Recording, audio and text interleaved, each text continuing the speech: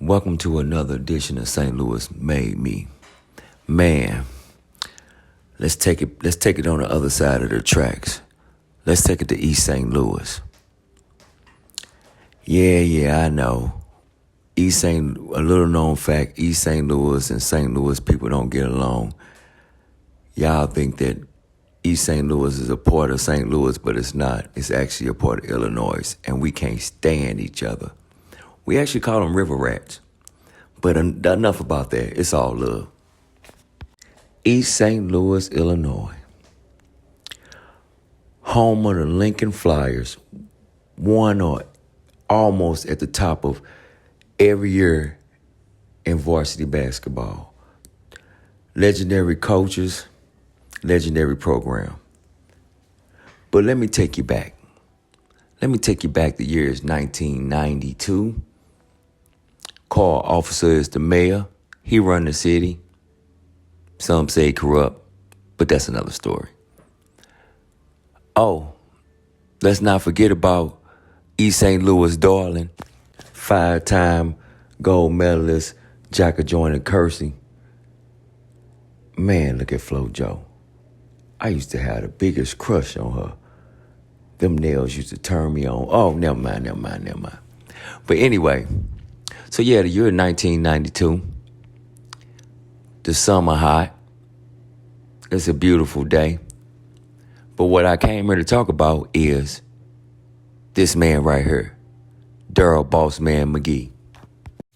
Look at him, looking like a creep with that dry, Easy-E curl. Anyway, this is the man that is responsible for sleeping with over 61 women in St. Louis and giving, I think, if I'm not mistaken, 18 or 19 the actual HIV virus.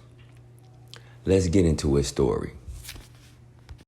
Okay, let's get into the soul glow looking creep. Bossman McGee used to hang out by the local roller rink of the junior high school, smiling and waving at the girls in the East St. Louis, Illinois locals said he was known around town. That shit has told you something anyway. Yeah, the creep is at school waving at the little girls. Anyway, pedophile. That familiar face was one of a murderer, and actually a mass murderer. One who prowled upon young girls, naive and insecure, to make them feel special. McGee told them that they were pretty and gave them gifts. And then he gave them a death sentence. Wow. Somebody should have. Yeah, never mind. Let's get to the story, y'all. Okay, let's get into how Hot Wee Wee died. That has police wondering whether McGee's death was a revenge killing made to look like a robbery. On the afternoon of January the 15th, he was driving with a young woman through St. Louis, where he stopped for a man who waved him down. No, you can't do that in St. Louis. I don't care about none of that. You better keep going. St. Louis is not the place to be picking up hitchhikers. Yeah, he deserved whatever he had coming. The man walked to the driver's side window, shot McGee at close range, and went through his pockets before fleeing. Police have no suspects, but there were plenty of people who might wanted McGee dead.